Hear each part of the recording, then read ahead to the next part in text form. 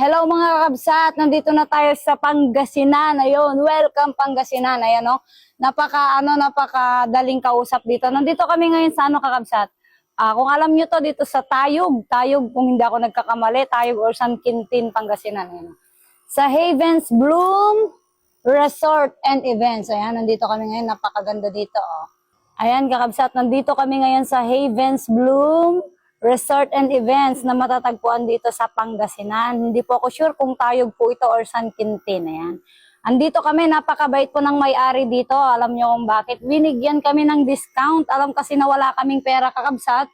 Kaya binigyan kami ng discount kasi hindi namin afford ang mahal. Ayan. O, pagod na si Kamasu. Ayan, si Kamasi Vlog kasama natin. Si Zinaga. O, diba pagod sila? Ayun, si Karen. Si Karen Vlog ang nag-drive sa Maliku. Dito yung room namin kakabsat, oh. Alam kasi nila na wala kaming pera kaya diniscountan nila. Oh. Pagod na yung mga ano natin. Mga oh. So, dito na kami sa Pangasinan kakabsat. Problema namin, hindi namin alam kung saan kami kakain. O baka meron tayong kakabsat dyan na may mga restaurant, may mga meriendahan. O, bigyan nyo naman kami ng merienda dito. Baka naman, invite nyo naman kami kakabsat dyan. Galing kami sa Tayog kanina, mamayang gabi, papasyal kami dyan sa Tayog, sa may bayan. Pero ngayon, wala pa kaming makakainan, di namin alam kung saan ang kainan dito sa ano. Saan ba to? Tayog ba to? San Quintin? Parang San Quintin. San Quintin.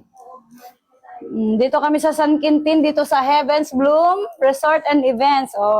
Kakabsat, baka naman may... Ang ganda dito kakabsat, baka meron naman magdala ng food.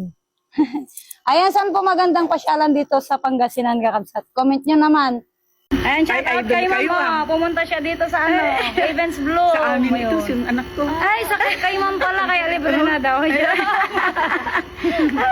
Kaya nasabi nila. Ayan na. Yung fans natin, Mag-fiesta kayo Teachers! Several schools! May mga ano na, mga fans natin, mga followers.